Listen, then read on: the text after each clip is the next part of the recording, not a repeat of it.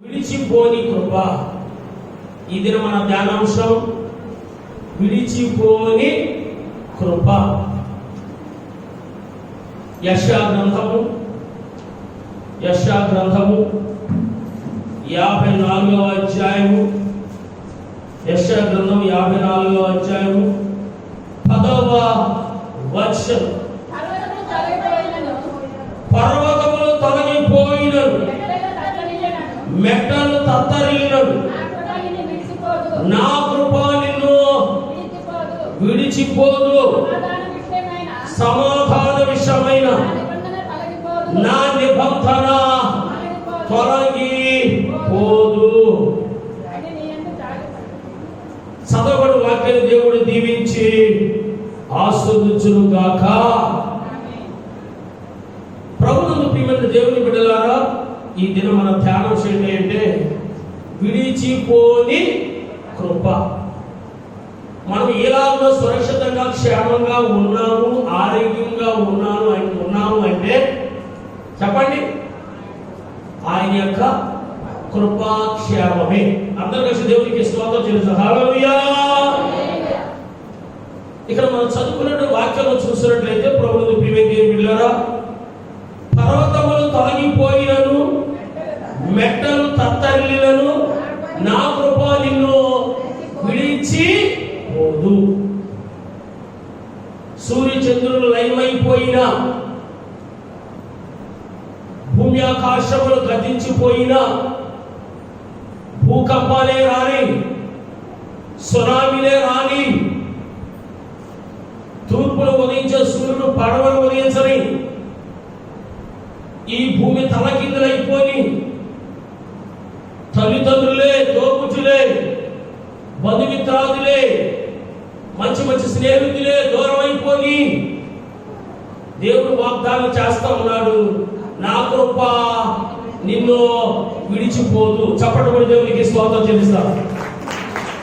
పర్వతములు తొలగినను,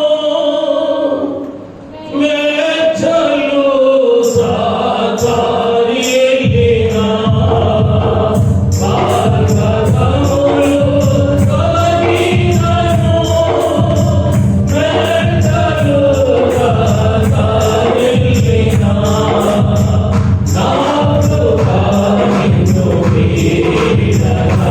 అభయమే నా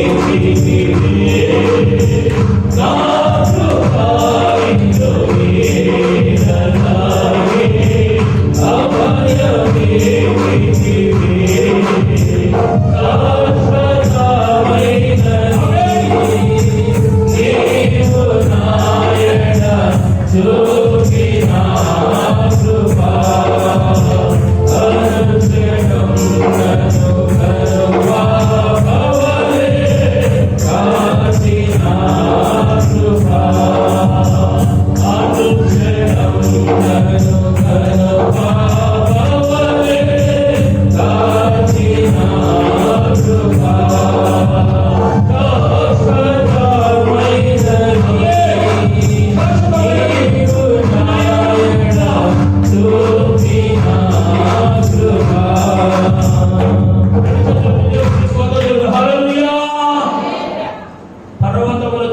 అభయమే మెట్టలు తత్తరిల్లినా, నా కృప నిన్ను విడిచిపోదు. సునామీలే రాని, భూకంపాలే రాని, సూర్యచంద్రుల నక్షత్రం లయమైపోని, భూమి ఆకాశాలు లయమైపోని, బంధు మార్గంలో విడిచిపెట్టేది, లోకమంతా తల్లకిందులైపోని, ఈ కరోనా వైరస్ వల్లే గాని, వస్తున్న రకరకాల వ్యాధుల వల్లే గాని, ఈ ప్రపంచం మొత్తం తల్లకిందులైపోయినా గానీ నా కృప నిన్ను విడిచిపోదు. మరోసారి చెప్పడం దేవునికి స్తోత్రం చెల్లిస్తాం. హల్లెలూయా. నా కృప నిన్ను విడిచిపోని కృప. విడిచిపోని కృప. 6 మాటలు మనం ధ్యానం చేసుకున్నాం. మరి 6 మాటలన్నీ చాలా సమయం అవుతుంది కనుక ఈ వారం 3 మాటలే మనము ధ్యానం చేసుకున్నాం. ప్రభువును ప్రియమైన దేవుని బిడ్డలారా, మొదటిగా నంబర్ 1 ఆదికాండము 6వ అధ్యాయము 8వ వచనం. అయితే నోవహు యెహోవా దృష్టి యందు కృప పొందిన వాడు ఆయను. ఆదికాండము 6వ అధ్యాయము 8వ వచనం మనం చూసినట్లయితే, అయితే నోవహు యెహోవా దృష్టి యందు కృప పొందిన వాడు ఆయను. కృపను గురించి మనం ధ్యానం చేసుకుందాం. 7 మాటలు లేక 6 మాటల సమయాన్ని బట్టి ప్రభుత్వం తీర్పిల్లారా. నోవహు గురించి మనం చూసినట్లయితే, నోవహు కాలములో మన 5 నుంచి 7వ వచనం వరకు మనం చూసినట్లయితే, నరులందరూ కూడా ఏమైపోయి ఉన్నాయి అంటే చెడిపోయి ఉన్నారు. నరులందరూ కూడా పాడైపోయి ఉన్నారు. నరులందరూ కూడా వారి హృదయాలు దేవుని సన్నిధిని చెరిపివేసుకుని దేవుని యొక్క ఉగ్రత పాలనకు వాళ్ళందరూ కూడా సిద్ధం కలిగి ఉన్నారు. అయితే నోవహు యెహోవా దృష్టి యందు కృప పొందిన వాడు ఆయను. కదండి. ఒక పక్క లోకం అంటారు, లోకంతో వారు బంధుమిత్రాలు అంటారు, వారు తోబుట్టులందరూ, వారి రక్త సంబంధాలందరూ, లోకమంతా ఒక పక్క అయితే, ఒక పక్క ఎవరున్నారంటే నోవహు కుటుంబం ఒక్కటి మాత్రమే. ఈ నోవహు యెహోవా కృప పొందడానికి కారణం ఏమిటి కదా? అక్కడ మనం చూసినట్లయితే, అయితే నోవహు యెహోవా దృష్టి యందు కృప పొందినవాడు ఆయనకి మనం చూస్తాం. ఎందుకు నోవహు కృప పొందిన వాడై ఉన్నాడు? మనం చూసినట్లయితే ఆ 9వ వచనం చూడండి. నోవహు వంశావళి ఇదే. నోవహు నీతిపరుడును తన తరములో నిందారహితుడై ఉండెను. నోవహు దేవునితో కూడా నడచిన. నోవహు గురించి దేవుడు చక్కని సర్టిఫై చేస్తా ఉన్నాడు. ఏమంటున్నాడు అంటే, నోవహు నీతిపరుడు, తన తరములో నిందారహితుడై ఉండెను. నోవహు దేవునితో కూడా నడిచిన వాడే మనం చూస్తాం. సర్వసాధారణంగా హనోకు దేవునితోటి నడిచాలని మనం ధ్యానం చేస్తూ ఉంటాం. ఈ నోవహు జీవితం మనం చూసినట్లయితే లోకమంతా కూడా అపవిత్రతో నిండిపోయింది. లోకమంతా కూడా పాపంతో నిండిపోయింది. లోకమంతా కూడా దేవుడంటే భయభక్తి లేకుండా జీవిస్తూ ఉంది. లోకమంతా కూడా వారు హృదయాన్ని చెరిపేసుకుని ఉన్నారు. అటువంటి దినాలలో వారు జీవిస్తూ ఉండి కూడా ఈ లోకంలో అపవిత్రత కానీ, లోకంలో పాపము కానీ, లోకంలో ఏది కూడా ఆ కుటుంబానికి కానీ వారికి కానీ అంటుకోకుండా వారు ఎలా జీవించాలి అంటే దేవుని యందు భయభక్తులు కలిగి జీవించారు, నీతిమంతులుగా జీవించారు, నిందారహితులుగా జీవించారు. 4వది మనం చూసినట్లయితే వారు దేవునితో నడిచారు కనుకని వారు దేవుని యొక్క కృప పొందిన వారిగా ఉన్నారు. దేవునికి స్తోత్రం చెల్లిస్తాం. హల్లెలూయా.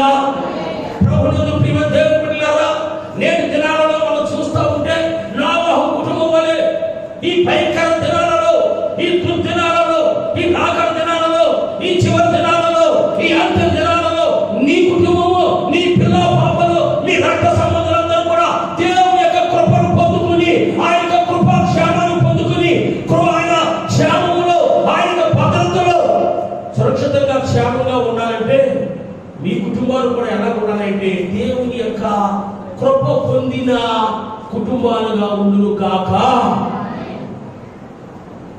ఈ దినమన ఎన్నో లక్షల మంది రోగగ్రస్తులు అయిపోయి హాస్పిటల్లో మరి ట్రీట్మెంట్ తీసుకుంటున్నారు, మనకు తెలిసిన విషయం. రెండవదిగా ఎన్నో లక్షల మంది చనిపోతూ వెళ్ళిపోతూ ఉన్నారు. మరి నీవు, నీ కుటుంబం, మీరు మీ రక్త సంబంధులు సురక్షితంగా క్షేమంగా ఉన్నారు అంటే ఆయన నీ ఎడల, నీ కుటుంబం ఎడల చూపినటువంటి కృపే. దేవునికి స్తోత్రం చెల్లిస్తాం. హల్లెలూయా, హల్లెలూయా. కనుకనే నోవహు గారితో దేవుడు అంటున్నాడు, నేను ఈ లోకానంతా కూడా నాశనం చేయబోతున్నాను, కనుక నీవు నీ కుటుంబం రక్షింపబడడం కొరకు ఒక ఓడను సిద్ధం చేసి, ఈ ఓడ రక్షణకు సాదృశ్యంగా ఉంటుంది, ఈ ఓడ యేసయ్యకు సాదృశ్యంగా ఉంటుంది కనుక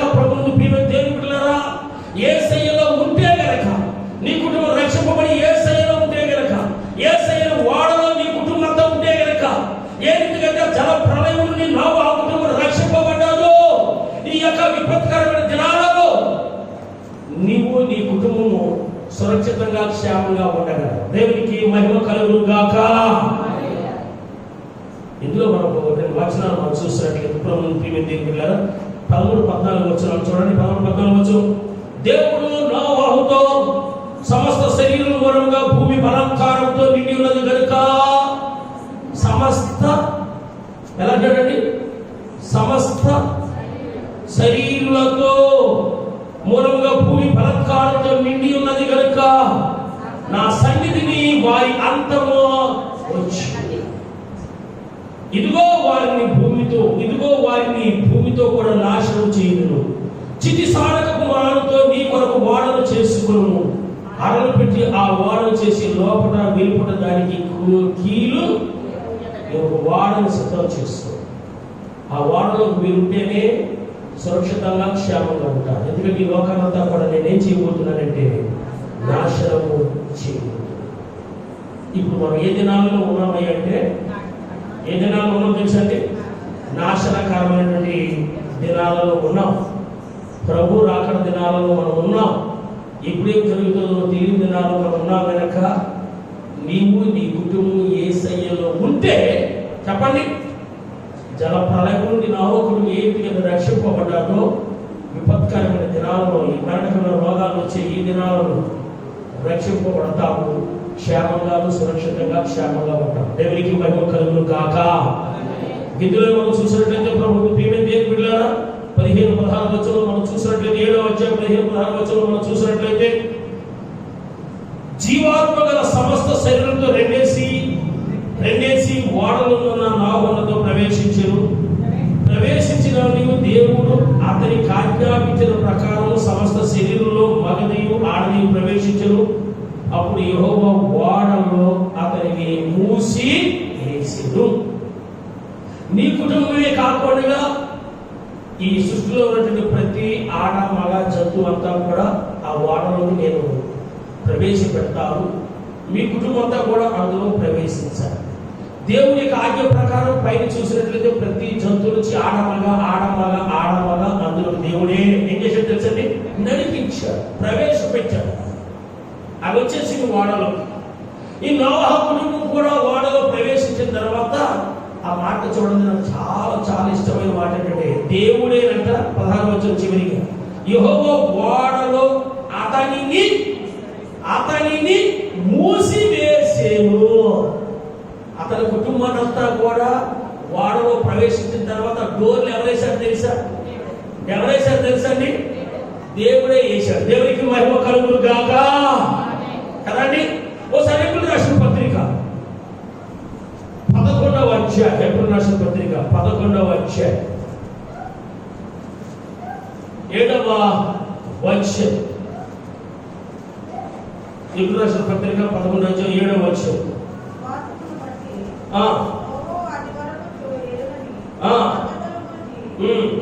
విశ్వాసాన్ని బట్టి నోవహు అది వరకు చూడని సంగతులను గురించి దేవుని చేత హెచ్చరింపబడి భయభక్తులు గలవాడై తన ఇంటి వారి రక్షణ కొరకు ఒక ఓడను సిద్ధము ఏం చేశాడండి? దేవుని చేత హెచ్చరింపబడిన వాడై భయభక్తులు గలవాడై తన ఇంటి వారి రక్షణ కొరకు ఒక ఓడను సిద్ధము. తన ఇంటి వారి రక్షణ కొరకు నోవహు ఏం చేస్తున్నారంటే ఒక ఓడను పిల్లల కొరకు అన్ని సిద్ధపరుస్తాం. బట్టలు కొనుక్కోవడం మానేసి పిల్లలకు బట్టలు కొంటాం. బంగారం కొనుక్కోవడం మానేసి పిల్లలకు బంగారం కొంటాం. తిండి మానేసి తిండి పెడతాం. పూలు గుడిసెలో ఉండి బంగాళా కట్టాలనుకుంటాం. అన్ని బాగానే చేస్తాం. కానీ వస్తా కదండి, మన పిల్లల్ని రక్షణలోకి నడిపిస్తున్నామా లేదా? మన పిల్లల్ని దేవుని సన్నిధిలోకి నడిపిస్తున్నామా లేదా? మన పిల్లల్ని దేవుని భయభక్తులతో పెంచుతున్నామా లేదా? యెహోషువ కుటుంబాలే నేను నా ఇంటి వారు యెహోవాను సేవించిన రీతిగా కుటుంబం అంతా కూడా దేవుని సన్నిధిలో ఉంటుందా లేదా?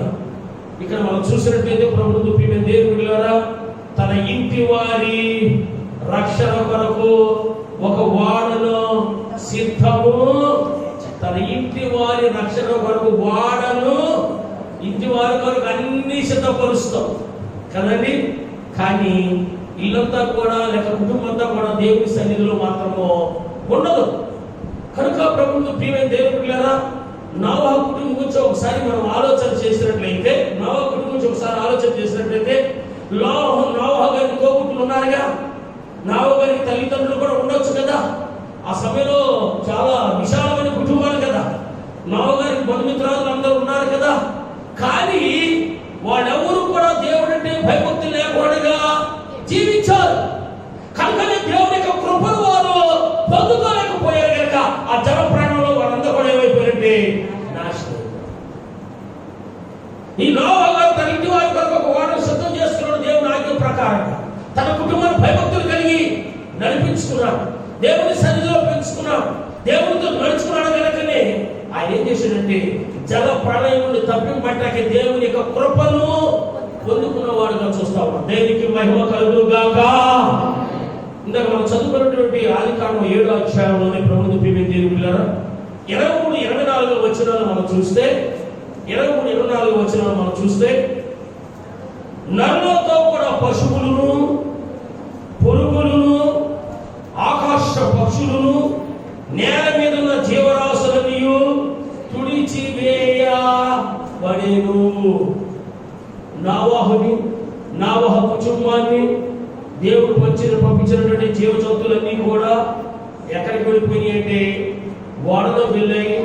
దేవుడు వారిని ఏం చేశాడంటే ఆ ఓడలో ప్రవేశపెట్టిన తర్వాత ఓడ తలుపుల్ని ఏం చేశాడండి ఆయనే మూసేశాడు. ఎందుకు మూసేశాడు తెలుసా? ఒకవేళ నోవహు గారి యొక్క ఆజ్ఞలు ఉంటే కనుక వర్షం తగ్గిందో లేదో తెలిసి చూడొచ్చు, నీళ్ళు ఎంత అవుతున్నాయో లేదు చూడొచ్చు. వాస్తవం కదండి. ఏంటి అబ్బో ఎలా ఉందో చూడొచ్చు, అలా తెలిసి చూడొచ్చు. అందుచేత ఈ డోర్లు మూసేసింది ఎవరయ్యా అంటే చెప్పండి. మీరు ఎవరైనా ఫ్లైట్లో ప్రయాణం చేసి ఉండొచ్చు. ఫ్లైట్లో ఎక్కిన తర్వాత డోర్ ఎవరు వేస్తారా అంటే అక్కడ ఉన్నటువంటి పైలటే వేస్తాడు. అది ఎప్పుడు వరకు తెలుసుకోదు తెలుసా? ఎప్పుడు వరకు తెలుసుకోదండి మరలా అది ల్యాండ్ అయ్యే వరకు. ఎందుకంటే ప్రయాణికులు ఫుట్బాల్ ప్రయాణం ఎక్కువ ఇష్టపడతారు కదా, సీట్లో కూర్చొని ఇలా నిలబడి చూస్తూ ఉంటారు కదా. అందుచేత ఏంటంటే ఏమో నోవహు గారు కూడా వర్షం ఎంత ఉందో చూద్దాం, లేకపోతే నీరు ఎంత ఉందో చూద్దాం, తగ్గిందో లేదో చూద్దాం ఏది అనుకుంటాడు కనుక ఏం చేశాడంటే దేవుడు ఏం చేశాడంటే ఆ ఓడ తలుపుల్ని మూసేశాడు. ఆయన మూసిన ద్వారాన్ని ఎవరు కూడా తెరవలేరు, ఆయన తెరచిన ద్వారాన్ని ఎవరు కూడా మూయలేరు. దేవునికి మహిమ కలుగుగాక. ఇక్కడ మనం చదువుకున్నటువంటి 23 చూసిన నరులతో కూడా పశువులను, పురుగులను, ఆకాశ పక్షులను, నేల మీద ఉన్న జీవరాశులన్నీ సమస్తమును ఏమి చెప్పండి తుడిచివేయ. నీళ్లు ఎన్ని రోజుల్లో చెప్పగలరా? అందులో చూడండి 24 వచ్చిన రాష్ట్ర రాజు 150 దినముల వరకు నీళ్లు భూమి మీద ప్రచండముగా. ఎన్ని రోజులండి? 150 150 కదా. అంటే ఎన్ని నెలలు? 5 × 30 5 3 10 అంటే 5 నెలలు అనగా 40 రాత్రులు 40 పగళ్ళు కురిసినటువంటి వర్షపు నీరు వల్ల గోడైపోయింది, పైకి తేలతా ఉంది. ఆ నీటిలో గాలికి ప్రవహిస్తూ ఉంది. ఈ 40 దివారాత్రులు కురిసిన వర్షాన్ని బట్టి ప్రపంచమంతా కూడా ఏమైపోయింది అంటే జలమయమైపోయింది. చూడండి, ఇప్పుడు వర్షాకాలం వస్తుంది కదా, కొన్ని లోతట్టు ప్రాంతాలు ఏమవుతూ ఉంటాయి, జలమయమైపోతా ఉంటాయి. అప్పుడు ఏం చేస్తారు? ఎన్డీఆర్ఎఫ్ బృందాలు పంపుతారు. ఎందుకు? చివరి కూర్చున్న బ్రదర్ ఎన్డీఆర్ఎఫ్ ఎందుకు? రక్షించడానికి. ఇంకా ఎక్కువ లోతైతే చిన్న పడవలు వేసుకుని వాళ్ళు ఏం చేస్తూ ఉంటారు? రక్షిస్తూ ఉంటారు. ప్రభువును ప్రియమైన దేవుని పిల్లలు, మరి 40 రాత్రులు 40 ప్రాంతాలు దివారాత్రులు వర్షం కురిసింది కనుక ప్రపంచమంతా కూడా నీరంతా నిండిపోయింది. విషయం చెప్పమంటారా? నీటిలో ఏమొస్తాయి చెప్పండి? నీటిలో ఏముంటాయి? చేపలు ఇవన్నీ ఉంటాయి కదా, చేపలు ఉంటాయి కదండి. నేను అనుకుంటాను సమస్త జీవరాశులన్నీ కూడా చచ్చిపోయి కదా. ఈ చేపలు మంచి ఆహారం దొరుకుతాయి. చేపలు మంచి ఆహారం దొరికి ఆ చేపలు తిని లావైపోయి ఫుల్ ఆహారం అన్నమాట. ఫుల్ ఆహారం అన్నమాట. అంతే కదా, చనిపోయి గాల్లో జాగ్రత్త కదా, దేనైనా కొడుకు తినచ్చు. అబ్బా హాయిగా రోజు తిను, చేపలు తెచ్చుకొని వండుకుంటూ తినాలి. ఎన్ని రోజులు నీరు నిండిపోయింది ఏంటండి? 150 రోజులు ప్రపంచం అంతా నీరు నిండిపోయింది. మన జీవజంతువులన్నీ దాంట్లోనే ఏం చేస్తాయి? ఈ చనిపోయిన నీళ్ళు తింటాయి కదండి. ప్రభువును ప్రియమైన వాడలో మాత్రము నోవహు కుటుంబం మాత్రం ఎలా ఉన్నారంటే సురక్షితంగాను క్షేమంగా ఉన్నారు. వారు సురక్షితంగా క్షేమంగా ఉంటున్న గల కారణం ఏంటంటే వారు యెహోవా కృప పొందిన వారుగా ఉన్నారు. దేవునికి స్తోత్రం చెల్లిస్తాం. హల్లెలూయా, హల్లెలూయా. ఈ చివరి దినాలలో, ఈ రాకడ దినాలలో, ఈ యాంత్రిక దినాలలో ఎప్పుడేం జరుగుతుందో తెలియని దినాలలో మనము మన కుటుంబాలు సురక్షితంగా క్షేమంగా ఉండాలంటే కృపామయుడైనటువంటి యేసయ్య కృప పొందిన వారుగా ఉంటేనే మనం సురక్షితంగా క్షేమంగా ఉండగలం. కనుక ప్రభువా నీ కృప మా మీదను నా కుటుంబం మీద చెప్పండి ఉండును గాక కదండి. మొదటిగా నోవహు యెహోవా కృప పొందిన వాడు. రెండవదిగా ప్రభువును ప్రియమైన దేవుని బిడ్డలారా, యోనా గ్రంథము 4వ అధ్యాయము, యోనా గ్రంథం 4వ అధ్యాయము 2వ వచనం. యోనా గ్రంథం 4వ అధ్యాయము 2వ వచనం తీసుకుని చదవండి.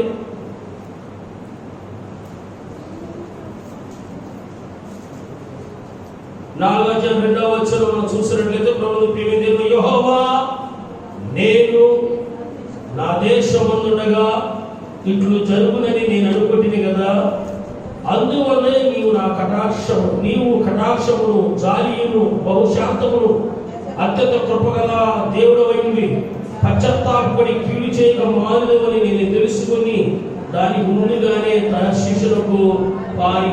రెండో అంశం ఏంటంటే ప్రభువు ప్రియమైన దేవుని బిడ్డలారా, రెండో అంశం ఏంటంటే యెహోవా అత్యంత కృపయు గల దేవుడై ఉండి పశ్చాత్తాపడి కీడు చేయక మానును. మన దేవుడు అత్యంత కృపగల వాడై ఉండి కీడు చేయక మానును. మన దేవుడు అత్యంత కృపగల వాడై ఉండి కీడు చేయక ఈ మాటలు ఎప్పుడు యోనా గారు అంటున్నారంటే యోనా గ్రంథంలో వచ్చే చరిత్ర అంతా మీకు అంతా తెలుసు. యోనా గారు ఒకరోజు ప్రయాణం చేసి ఇంకా 3 దినాల్లోగా కొన్ని దినాల్లోగా ఈ లోకమంతా కూడా దేవుడు ఏం చేయబోతున్నాడంటే నాశనము చేయబోతున్నాడు. కనుక మీరందరూ కూడా మారుమోసం పొందండి. దేవుని అది 3 దినాల ప్రయాణం అంతా పట్టణం. ఆ యొక్క పట్టణం జనసంఖ్య ఎంత అంటే 1,20,000. ఎన్ని దినాల ప్రయాణం చేయొచ్చు అంటే 3 దినాలు ప్రయాణం చేయొచ్చు. ఈ యోనా గారు ఒకే ఒక దినం ప్రయాణం చేశారు. దేవుడు ఆయనకు ఆజ్ఞాపించాడు, నువ్వు వెళ్ళి ప్రకటన చేయాలి.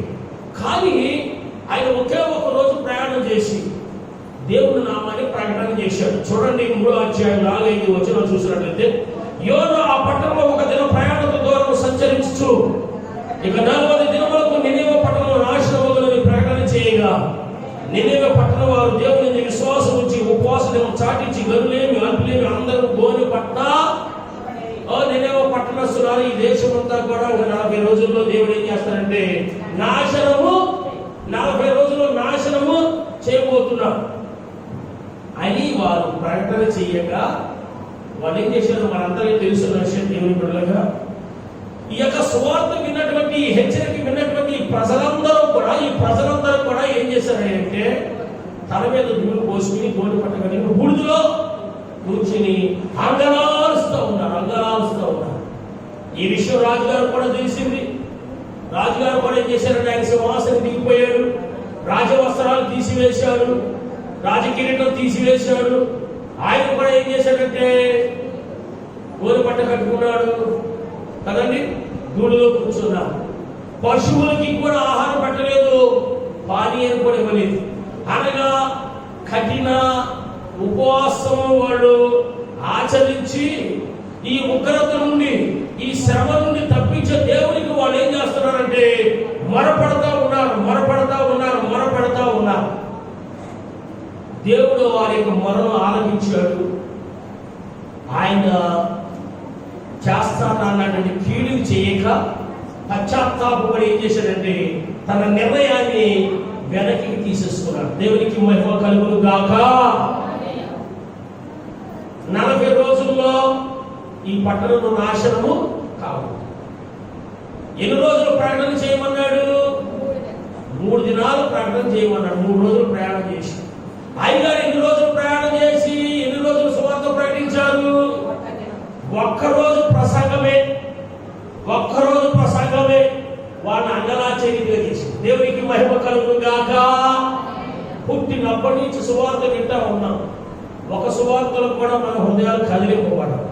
దానికి గల కారణం ఏంటంటే మన హృదయాలు బండవాసిపోయి పశ్చాత్తాపం ఉండదు, అంగలార్పు ఉండదు, వేదంతో కూడిన ప్రార్థన ఉండదు, కన్నీటితో కూడిన ప్రార్థన ఉండదు, ఉపవాస ప్రార్థన అంతకన్నా ఉండదు. ఒక్కరోజు ప్రసంగం చేసేటప్పటికి ఆ నినేవ పట్టణ ప్రజలందరూ కూడా ఇలా వచ్చేసి వారికి ఉన్న వస్త్రాలు తీసివేసి వారు గోరి పట్ట కట్టుకుని దూరిలో కూర్చుని దేవునికి ఏం చేస్తున్నారో తెలుసండి, ఈ ఉగ్రత నుండి మమ్మల్ని నీవు తప్పించునాయని వేడుకుంటా ఉన్నా. దేవునికి మహిమ కలుగును గాక. మేము గమనిస్తా ఉన్నాం అమ్మగారి మేము మందిరానికి ఎప్పుడు తాళమేది, దేశమంతా లాగడమే కానీ మందిరానికి ఎప్పుడు కూడా తాళమేది. మేము గమనిస్తా ఉన్నాం. ఈ ఉగ్రత లేక ఈ యొక్క భయంకరమైన దినాల్లో ఎవరైనా మందిరం వచ్చి ప్రార్థన చేసుకుంటారేమో, ఈ యొక్క ఆ ఇంటికి అవుతుంది, ఆ యొక్క ఇంటికి అవుతుంది, ఆయన పూసుకుని తిరుగుతున్నారు కానీ మందిరం వద్ద కరోనా అనుకుంటారేమో కానీ మందిరం మాత్రం రావట్లేదు.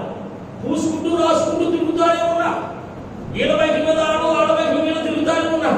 ఈ యొక్క ఆ ఇంటికి అవుతుంది, ఆ ఇంటికి అవుతుంది కానీ ఎక్కడ రావట్లేదు తెలుసా?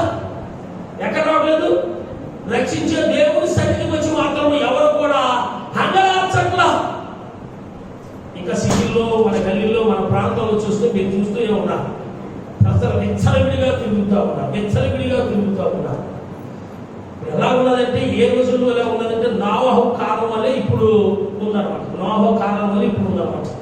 దేవుడిని భయం లేకుండా, భక్తి లేకుండా, విశ్వాసం లేకుండా ఏంటి వెచ్చలవిడి జీవితాన్ని జీవిస్తూ ఉన్నారు. అందుచేత ప్రభు అన్నారు ఎలా ఉంటుందంటే నోవహు కాలంలో ఉన్నట్టు నా రాకడలో జరుగుతుంది. ప్రజలంటారంట తినుము, త్రాగుము, సుఖిస్తూ, పెళ్లి చేసుకుంటూ, నాటుతూ, ఇల్లు కట్టుకుంటూ ఉంటారంట. అంటే ఏ చింత లేకుండా అకస్మాత్తుగా ఆయన వస్తారు.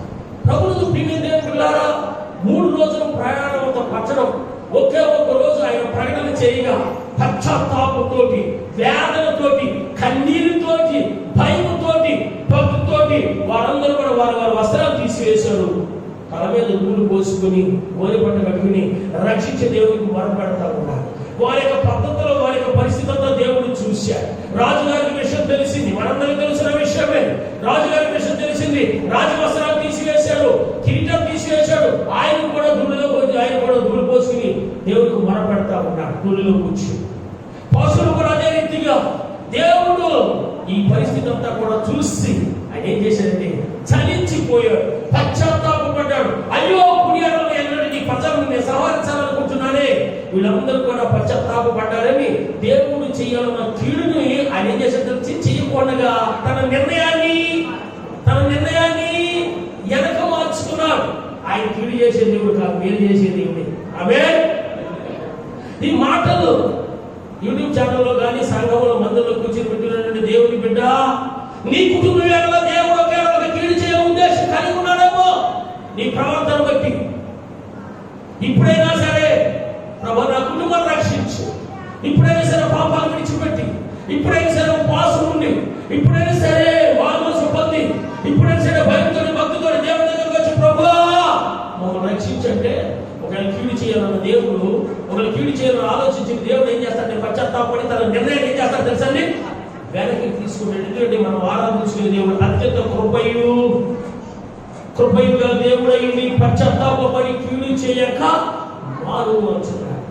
అందులో రెండు మాటలు మీకు నేను చదివించాలని ఆశిస్తాను. ప్రభువు దేవుని బిడ్డలారా, ఆదికాండం 3వ అధ్యాయం 29వ వచనంలో చూసి, ఆదికాండం 31వ అధ్యాయం 29వ వచనంలో మనం చూసినట్లయితే, మీకు హాని చేయుట నాకు చేతనవును అంటాడు. ఆదికాండం 31వ అధ్యాయం 29వ వచనం, ఆదికాండం 31వ అధ్యాయం 29వ వచనం మనం చూసినట్లయితే, ప్రభువు పీడితులారా, మీకు హాని చేయుటకు నా చేతనవును, అయితే పోయిన రాత్రి మీ తండ్రి యొక్క దేవుడు నీవు యాకోబుతో మంచి గాని చెడ్డ గాని పలకకుము, జాగ్రత్త సుమి అని నాకు. యాకోబు ఏం చేశాడు అంటే, యాకోబు మనందరూ తెలుసు, లాభం తన గొర్రెలు పుచ్చి కత్తిరించుకోవడానికి వెళ్ళాడు. ఈ యాకోబు ఏం చేశాడంటే తన యొక్క 4 భార్యల్ని 13 సంతానాన్ని దీనాతో సహా తీసుకుని మామతో చెప్ప పెట్టబోడగా మందలు తీసుకుని పరివారం తీసుకుని బయలుదేరి వచ్చేస్తా ఉంటారు. ఈ లాభాన్ని గొర్రె వచ్చి కత్తిరించి వచ్చేటప్పటికి విషయం తెలిసిందేంటే, అయ్యా నీ అల్లుడు యాకోబు ఉన్నాడే, నీ కుమార్తెని మనవాడిని గొర్రెల్ని పశువులు మందలు అందరూ కూడా తీసుకుని వెళ్ళిపోయాడు. ఇంకా చూస్తే అంతా కూడా శుద్ధి సైలెంట్. ఇంకా ఆ మామగారు ఎంతో ఉగ్రుడైపోయాడు. ఏంటి నాతో చెప్పకుండా నా పిల్లల్ని, నా మనవరాల్ని తీసుకుని వెళ్ళిపోతాడా? నా ప్రతాప్ ఏంటో చూపెడతాను, నా అంతేంటో చూపెడతాను, నా పేరుతో తెలియదు. వాళ్ళు కాకపోతే అంటారు కదా, నాతో పెట్టుకోకు, నేనంటే ఏమనుకుంటున్నావు, నువ్వంటే నువ్వే. ప్రజలు ఏమంటారంటే, నేనంటే ఏమనుకుంటున్నావు, నువ్వంటే నువ్వే కదండి. ప్రజలు నేనంటే ఏమనుకుంటున్నావు, నా పేరంటే ఏమనుకుంటున్నావు, నీ పేరు నీదేంటి, నీ పేరు నీకేంటి? ఈ రీతిగా ఆవేశపూర్తులై వచ్చేస్తామన్నా. యాకోబు వంత చూడగా నేను విడిచిపెట్టినట్టు వచ్చేస్తున్నాడు. కానీ యాకోబు ఎవరి సొత్తు? దేవుని సొత్తు కనుక యాకోబుకు కీడు చేయకుండా కొరకు ఆ రాత్రి దేవుడు ఏం చేశాడు తెలుసా? అతన్ని హెచ్చరిక చేశాడు. అతన్ని నీవు ముట్టక సుమి, అతను ఎవరనుకుంటున్నా? నా సొత్తు, నా స్వాస్థ్యం, అతను నువ్వు ముట్టావో ఎంత చూస్తా. దేవుడు హెచ్చరిక చేశాడు.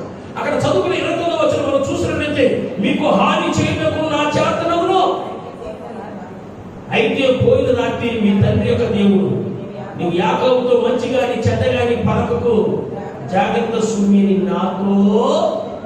మన దేవుడు హాని చేసే దేవుడు కానే, లేక మన దేవుడు కీడు చేసే దేవుడు ఎంత మాత్రం కూడా కానే, మేలు చేసే దేవుడు. కీడు ఎవరు తలుస్తారు? నష్టాన్ని ఎవరు కలిగించాలనుకుంటారు అంటే మానవులు చేయాలనుకుంటారు. కీడు తలుస్తారు, నష్టాలు కలిగించాలనుకుంటారు, అపకారం కలిగించాలనుకుంటారు. కానీ దేవుడైతే మనకి కీడు చేయక ఆయన మేలే చేసింది. ఎందుకు ఆయన మనకి కీడు చేయక మేలు చేస్తున్నాడంటే ఆయన అత్యంత కృపయో జాలిగల దేవుడై ఉన్నాడు కనుక. దేవునికి మహిమ కలుగును గాక. హల్లెలూయా. ఇందులో ఇంకొక మాట మీకు చూపిస్తాను. 2 తిమోతి రాసిన పత్రిక 4వ అధ్యాయం, తిమోతి తన ఆత్మీయ కుమారుడైనటువంటి తిమోతి పత్రిక రాసుకుంటున్నాడు. 2 తిమోతి రాసిన పత్రిక 4వ అధ్యాయం 14వ వచనంలో పౌలు గారు తన పత్రిక రాస్తూ వచ్చాడు. అలెగ్జాంద్రుడు కంచరవాడు నాకు కీడు. 2 తిమోతి 4:14లో పత్రిక రాస్తూ తన ఆత్మీయ కుమారుడైనటువంటి తిమోతి రాస్తూ అన్నాడు, అలెగ్జాంద్రుడు కంచరవాడు నాకు కీడు చేశాడు. అతని క్రియల చొప్పున అతనికి ప్రభు అతనికి ప్రతిఫలము. అలెగ్జాంద్రుడు కంచరవాడు నాకేం చేశాడు అంటాడండి? ఏం చేశాడు? కీడు చేశాడు. దైవజనుడు పౌలు గారు మనం ఏం చేయకూడదు చెప్పండి? ఇప్పుడు కీడు ఎంత మాత్రము మానవులుగా తోటి మానవుడికి అవసరమైతే మేలే చేయాలి తప్ప కీడు ఎంత మాత్రం కూడా. కనుకనే ప్రభువును ప్రియ దేవుని బిడ్డలారా, ఆ నినెవె పట్టణ ప్రజల్ని దేవుడు కీడు చేయక ఆయన వారి ఎడల తనకు అత్యంత కృపను వాత్సల్యతను చూపిన వాడుగా ఉన్నాం. దేవునికి మహిమ కలుగును గాక. దేవుడే కనుక మనకు కీడు చేయాలని తలచి ఉంటే మనలో ఏ మంచితనం లేదు. మనకి పాటికి ఎప్పుడో ఈ లోకాన్ని విడిచిపెట్టి వెళ్ళిపోయింది. మానవులు కీడు తలచవచ్చు, మానవులు నష్టాన్ని కలిగించవచ్చు, మానవులు అపాయం కలిగించవచ్చు. కానీ దేవుడు మాత్రం మనకి అపాయం కానీ కీడు కానీ నష్టాన్ని కానీ కలిగించే దేవుడు కాదే కాదు. దేవుడి మాటలు దీవించి ఆశించును కాక. మూడో మాటకు వస్తున్నాం. ప్రభువును ప్రియమైన దేవుని బిడ్డలారా, ఎడతగని కృప. మూడో మాట చివరిగా వచ్చేవారు మళ్ళా 4 మాటలు ధ్యానం చేసుకున్నాం. ఎడతగని కృప. ఆదికాండము 24వ అధ్యాయము, ఆదికాండం 24వ అధ్యాయము 26, 27 వచనం గురించి మనము ధ్యానం చేసుకుందాం.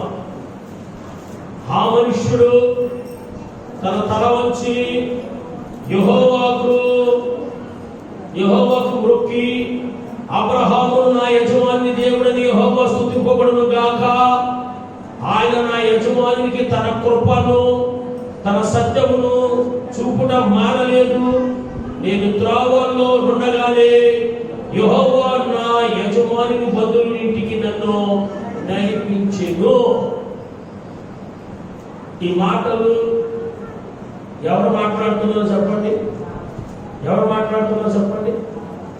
లాభాలు మాట్లాడుతున్నారు. ఎలియాజరు మాట్లాడుతున్నాడు. ఎలియాజరు దేవుని స్తుతిస్తా ఉన్నాడు. ఎలియాజరు ఎవరు? అబ్రహాము యొక్క సేవకుడు. తన యొక్క కుమారుడైనటువంటి ఇస్సాకు నిమిత్తము ఒక ఆడబిడ్డను తీసుకురామని పంపించాడు. ఈ ఎలియాజరు మనలాంటి వ్యక్తి కాదు, గొప్ప ప్రార్థనాపరుడు. రెండవది ఏంటంటే పరిశుద్ధాత్మ నడిపింపుకి మీద ఆధారపడిన వ్యక్తి. కనుకనే ఆయన బయలుదేరి ముందు ప్రార్థన చేసుకున్నాడు. ప్రతి విషయంలో కూడా ఆయన ఏం చేశాడంటే ప్రార్థన చేస్తూనే వెళుతూ వచ్చాడు. కనుకనే దేవుడు ఆయన కార్యాలను ఏం చేశాడంటే సఫలీకృతం చేశాడు. ప్రభువును ప్రియమైన దేవుని సంగమా, మరి ఆ అధ్యాయంలో మీరు ఇంటికి వెళ్ళి చదువుకొని 24 అధ్యాయంలో మనం చూసినట్లయితే సరిగ్గా ఎవరి దగ్గరికి వెళ్ళాలో, ఎవరింటికైతే వెళ్ళాలో, ఏ కుమార్తెనైతే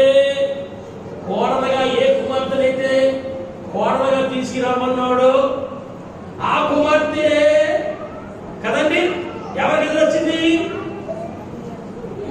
ఎలియాజరుకి ఎదురొచ్చింది. అంటే దేవుడు ఆయన కార్యం ఏం చేశాడు? సఫలము చేశాడు.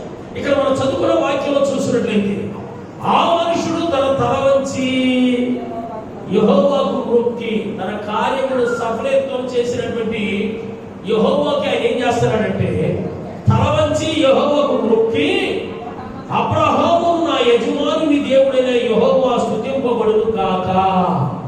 అబ్రహామును నా యజమాని దేవుడు స్తుతింపబడును.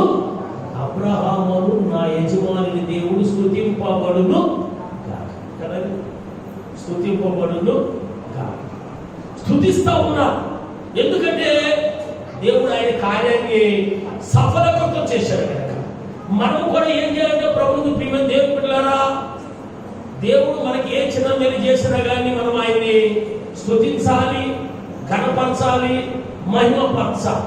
మరి భయంకరమైన అపాయమైన దినాలలో, భయంకర వాతావరణంలో, భయంకర స్థితిగతులు ఉండగా దేవుడు మనల్ని కాచి కాపాడుకుంటూ వచ్చాడంటే మన హృదయాలు స్తుతుల చేత నింపబడి ఉండాలి.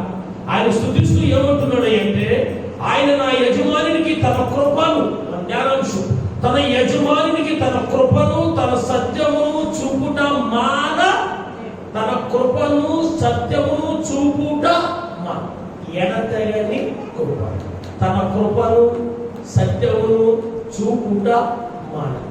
మన దేవుడు మన ఎడల, మన కుటుంబాల ఎడల తన కృపను తన సత్యమును చూపుట ఆయన మానకుండగా, కృప వెంబడి కృప, కృప వెంబడి కృప దేవుడు మనకి, మన కుటుంబానికి ఆయన క్షేమాన్ని దయచేసి వస్తున్నాడు. దేవునికి స్తోత్రం చేస్తాం. హల్లెలూయా, హల్లెలూయా. ఆయన తన యజమానికి తన కృపను తన సత్యమును చూపడం మానలేదు. నేను త్రావులో ఉండగానే యెహోవా నా యజమాను బంధువులింటికి నన్ను నడిపించి, నన్ను త్రావులో ఉండగానే నా యజమాని ఇంటికి దేవుడు నన్ను నడిపించి. ఇక్కడ అబ్రహాము ఎడల దేవుడు తన కృపను సత్యమును చూపుట. అబ్రహాము ఎడల ఏ రీతిగా దేవుడు ఎడతెగని కృపను చూపిస్తూ వచ్చాడు. వర్షాలు కంటిన్యూగా వచ్చినాయి అనుకోండి, 4 రోజులు కంటిన్యూ వచ్చినాయి అనుకో, ఏమంటాం చెప్పండి, ఏమంటాం? ఎడతెగ లేకుండా కురుస్తున్నా అంటే ఆగిపోకుండా కురుస్తున్నా వర్షం, ఎడతెరపు లేకుండా కురుస్తున్నా వర్షం అంటాం. ప్రభువును ప్రియమైన దేవుని బిడ్డలారా, ఏదో కొన్ని రోజుల కృపను చూపించి, లేక కొన్ని సంవత్సరాల కృపను చూపించి, కొన్ని నెలల కృపను చూపించి మానుకున్న దేవుడు కాదు. అబ్రహాము ఎడల తన యొక్క ప్రేమను, తన యొక్క ఆశీర్వాదాన్ని, తన యొక్క దీవెన్ని, తన యొక్క కృపను ఆయన ఏం చేస్తున్నాడంటే ఎడతెగక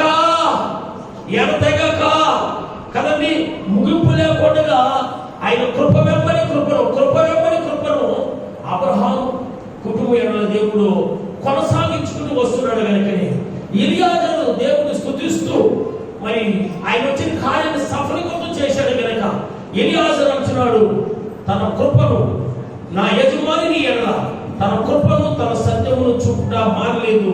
నేను త్రోవలో ఉండగానే యెహోవా నా యజమాని బంధువుల ఇంటికి నన్ను. అబ్రహాము కుటుంబం ఎడల ఏ రీతిగా అయితే తన కృపను తన సత్యమును చూపడం మానలేదో, సంఘ కుటుంబాల ఎడల, ఈ సువార్తిలో ప్రతి వారి ఎడల కూడా దేవుడు తన కృపను సత్యమును ఎడతెగక ఉంచును కాక. దేవుడి కొద్ది మాటలు దీవించి ఆశీర్వదించును గాక. ఆమేన్. ప్రభువును ప్రియమైన దేవుని బిడ్డలారా, మన ధ్యానాంశము విడిచిపోని కృప. 7 మాటలు ధ్యానం చేసుకుందాం. ఈ వారం 3 మాటలు. మొదటి మాట మనం చూసినట్లయితే, ప్రభువును ప్రియమైన దేవుని బిడ్డలారా, నోవహు యెహోవా దృష్టి యందు కృప పొందిన వాడు ఆయన. నోవహు కుటుంబము, నోవహు ఏ రీతిగా దేవుని యందు, దేవుని ఎడల, దేవుని ద్వారా కృప పొందిందో, మీ కుటుంబాలు కూడా ఈ చివరి దినాలలో, ఈ అంత్య దినాలలో, ఈ భయంకరమైనటువంటి దినాలలో దేవుని యొక్క కృపను పొందును గాక. రెండవదిగా ప్రభువు ప్రియమైన దేవుని బిడ్డలారా, రెండవది ఏంటంటే ఆయన యెహోవా అత్యంత కృపయు దేవుడై ఉండి పశ్చాత్తాపపడి కీడు చేయక మానుదును. మన దేవుడు అత్యంత కృపయు గల దేవుడై ఉండి పశ్చాత్తాపపడి కీడు చేసే దేవుడు కాదండి. కనుక ఈ చివరి దినాల్లో ఉన్న ప్రభువు ప్రియమైన దేవుని బిడ్డలారా, మనకి ఏదైనా చిన్న బలహీనతలు ఏదైనా వస్తే దేవుడే చేశాడని మనం ఎప్పుడు కూడా అనుకోకూడదు. ఆయన మనకి కీడు చేసే దేవుడు ఎంత మాత్రం కూడా కాదు, ఆయన మేలు చేసే దేవుడు. మూడవదిగా మనం చూసినట్లయితే, అబ్రహాము ఎడల దేవుడు ఏం చేశాడంటే తన యొక్క అత్యున్నతమైనటువంటి కృపను, ఎడతెగ కృపను చూపిస్తూ వచ్చాడు. అబ్రహాము కుటుంబం ఏ విధంగా అయితే దేవుడు తన యొక్క ఎడతెగను కృపను చూపిస్తూ వచ్చాడో, మీ కుటుంబ ఎడల కూడా దేవుడు తన యొక్క ఎడతెగన కృపను చూపించును గాక. దేవుడి కొద్ది మాటలు దీవించి ఆశీర్వదించును గాక. ఆమేన్. దేవునికి స్తోత్రం చెల్లిద్దాం. హల్లెలూయా, హల్లెలూయా. ప్రభువును ప్రియమైన దేవుని బిడ్డలారా, మరి దేవుడి కొద్ది మాటలు దీవించి ఆశీర్వదించును గాక. చిన్న ప్రార్థన చేసుకున్నాం, తల వంచండి. మితబడిన వాక్యం మీతో చిన్న ప్రార్థన చేసుకున్నాం, తల వంచండి. ప్రభా, మీరు నాతో మాట్లాడారు ప్రభా, చక్కటి మాటల ద్వారా నాతో మాట్లాడారు తండ్రి. ఎడతెగని కృప నా కుటుంబం ఎడల, నా సంతానం ఎడల, మా సంఘం ఎడల, మా బంధుమిత్రాదుల ఎడల నువ్వు చూపిస్తూ నీవే జల ప్రళయం ఏ రీతిగా నోవహు కుటుంబాన్ని రక్షించావు. ఈ భయంకరమైన కరోనా వైరస్ దినాలలో, ఈ భయంకరమైన ప్రకృతి వైఫల్య దినాలలో ఈ భయంకరమైన తుఫాన్లు, ఈ భూకంపాలు, ఈ కప్పల వర్షం, ఈ రాళ్ల వర్షం, ఈ మిడతలు, ఈ భయంకర దినాల్లో నోహని ఎత్తుగా రక్షించావు ప్రభా. నా ఎడలను కృపను చూపించిన రీతిగా నా కుటుంబం ఎడల కూడా నువ్వు కృపను చూపించి రక్షించావు. నీకే స్తోత్రం, స్తోత్రం. ఏ రీతిగా నిలవ పట్టణస్తుల ఎడలను కీడు చేయక పశ్చాత్తాపపడి నీ నిర్ణయాన్ని వెనక తీసుకున్నావు ప్రభువా. నా ఎడల, నా పిల్లలకు, నా కుటుంబానికి కీడు చేయక ఇంతవరకు కాచి కాపాడవు. నీకే స్తోత్రం. మూడవదిగా నీ దాసుడిని అబ్రహాము ఎడల ఏ రీతిగా అయితే ఎడతెగక కృపను చూపిస్తూ వచ్చావో ప్రభువా, నా ఎడల, నా కుటుంబం ఎడల నీ శాశ్వతమైన కృప, నీ శాశ్వతమైన ప్రేమను నాయన చూపిస్తూ వస్తున్నావు. నీకే స్తోత్రం నాయన. నేనేమైనామో కేవలము నీ కృప వలనే తండ్రి. మేము తినిచిన ఆహారం వల్ల మేము బలవంతులుగా లేవు కానీ, లేకపోతే మేమేదో గొప్ప భక్తి పరులము, భక్తి గలవారమని మేమేదో సురక్షితంగా క్షేమంగా లేవు కానీ, మేమేదో గొప్ప ప్రార్థన పరులమని మేమేదో సురక్షితంగా క్షేమంగా లేవు కానీ, మీరు నా ఎడల, నా పిల్లల ఎడల, నా కుటుంబం ఎడల, నా సంఘం ఎడల మీరు చూపిస్తున్న కృపే. దేవుని యొక్క వాక్యం సేవిస్తుందండి. పర్వతములు తొలగిపోయినా, మెట్టలు తత్తరిల్లినా, నా కృపను విడిచిపోదు. సునామీలే రాని, భూకంపాలే రాని, ఇంతకంటే భయంకర వైరస్లే రాని, ప్రకృతి వైఫల్యాలే రాని, భూమి ఆకాశాలు గతించిపోని, నా కృప నీ పిల్లల ఎడల, నా కృప నీ కుటుంబం ఎడల, నా కృప నీ బంధుమిత్రుల ఎడల విడిచిపోని వాగ్దానం చేస్తా ఉన్నా ప్రభా. విడిచిపోని కృప, శాశ్వత కృప నాకు, నా పిల్లలకి నువ్వు దయచేసే సురక్షితంగా క్షేమంగా ఉన్నావు ప్రభా. నీకేమి నేను తెచ్చగలను తీర్మానం చేసుకున్నావు. అయితే నోవహు యెహోవా కృప పొందిన ప్రభువా, నాకు ఈ కృపలో పాల్గొనబడి నా కృప, నా కుటుంబం కూడా ఈ కృపను పొందుకుని కుటుంబంగా నోవహు కుటుంబం ఏ విధంగా అంటే ఆ జల ప్రళయం రక్షింపబడటానికి వాడలో ఉన్నదో నీ కుటుంబంతో కూడా యేసులో ఉంటే ప్రతి శోధించి అపాయింట్ తప్పుకోబడతా.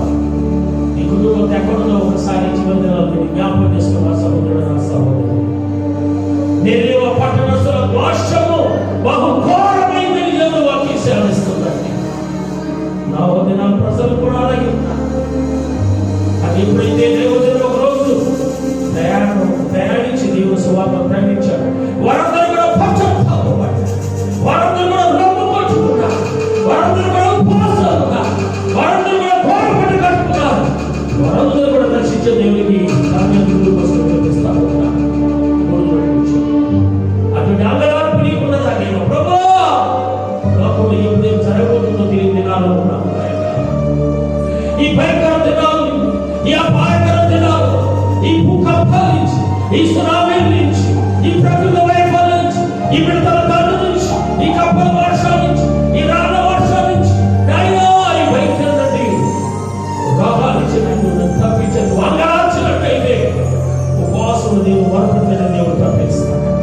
ఆయన కీడు చేసే దేవుడు కాదు, అత్యంత కృపగల దేవుడు అయినా కీడు చేసే దేవుడు. మానవులు కీడు చేస్తాడు, కుటుంబాలు కీడు చేయగలరు, తప్పించి కాచుకో. మూడవదిగా నా యజమానుని అపరాహం ఆయన కృప చూపుతాడు. మానలేదని దేవుడు స్తుతిస్తా ఉంటాడు.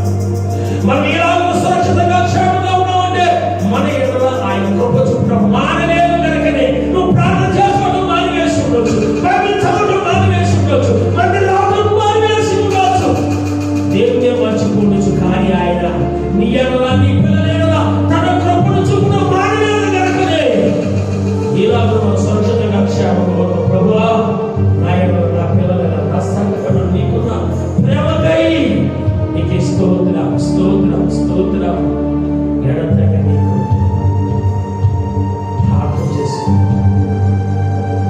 పరిశుద్ధమైన తండ్రి, దైవ రాజ, ప్రేమల రక్షక, సర్వోన్నతుడా, నిన్న నేటి ఆఖరికి ఉన్న దేవానికి స్తోత్ర. అయ్యా ఎడతాని నీ కృప, పర్వతములు తొలగిపోయిన, మెట్టలు తరిగిన నా కృప నిమిషములు వాగ్దానం చేసిన వ్యక్తిగా నీ ప్రేమతో ఎన్నో ఆదరణకరమైన మాటలతో మాట్లాడి బలపరిచినందుకు, ధైర్యపరిచినందుకు, నేనున్నానని మా ప్రభు మాట్లాడినందుకు నీకే స్తోత్ర. పితరుడు వాక్యం నీరు బలిపరిచేసి అది 30 60 100 వారు దేవుడు బలిపరిచేసి ఎంతబడి గుడ్లో ఉంటున్నాగా ఈ ఆశీర్వాదాన్ని దేవుడు అనుగ్రహించి మా ప్రభు నీ కుమారుడు యేసునామములో మీకు కూర్చున్నాం తండ్రి. ఆమేన్. అందరూ కలిసి దేవునికి స్తోత్రం చేస్తాం. హల్లెలూయా, హల్లెలూయా. మంచి ప్రభు దేవుని కాలువలు పట్టబడతాయి. తర్వాత చివరి ప్రార్థన